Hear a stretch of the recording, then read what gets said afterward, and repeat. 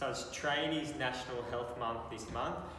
So we thought we'd go through some lifting tips and tricks. Back injuries, knee injuries, shoulder injuries, all common injuries amongst the tradie population. They're coming from a poor lift, or lifting an awkward object, or an object that's too heavy for a one-person lift. So we thought today we'd go through a couple of tips and tricks on how you can, prevent the possibility of getting an injury through lifting at work. So the first thing that we want to kind of talk about is avoiding the awkward lifting. So you want to avoid objects that look really awkward and they're hard to get your arms around, and you have to bend too low and things like that. So really assess the object you're lifting.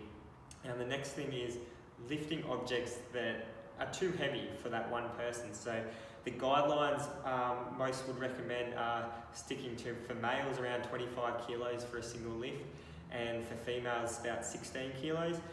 25 kilos is still probably excessive, so even around 20 kilos you probably want to get that second person in to help you lift an object of that weight.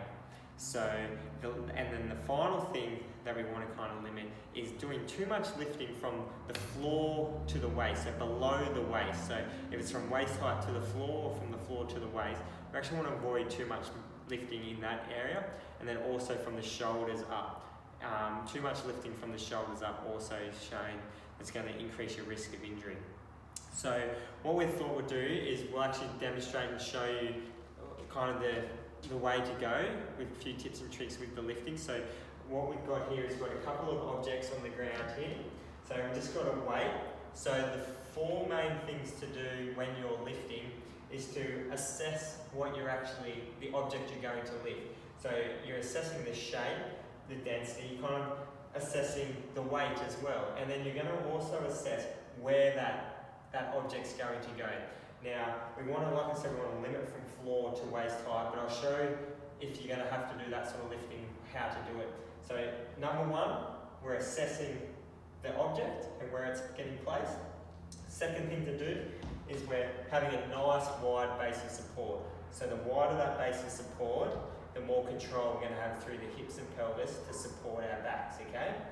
And then from there, from our wide base of support, we're going to come down, we're going to keep a nice natural curvature in our back, and we're going to get the object, we're going to keep it close to our body at all times, okay? So keeping the object close, and then placing it down where we go.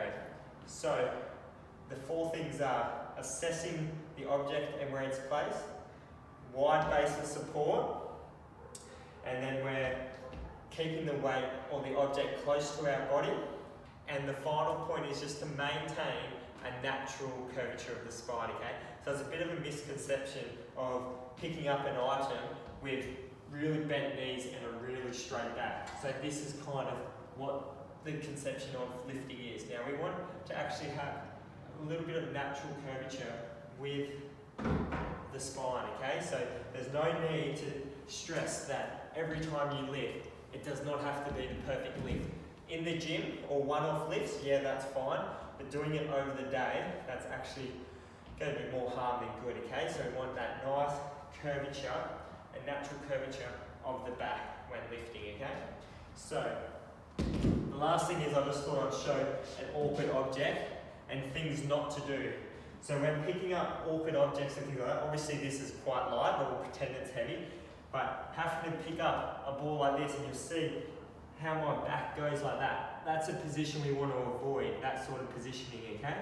We also want to avoid picking up objects outside of our base of support. So you'll see the twisting movement there, how it's a really unstable movement. So picking up objects there and turning them around, or with one hand, we want to avoid all those sorts of movements, okay? So it's all about wide base of support, keeping it close to our bodies, and then turning and placing, okay? So that's our 4 tips and tricks. Hopefully that helps you avoid coming to see a physio with back pain or knee pain or shoulder pain, and we'll enjoy giving you more content around Tradies Month.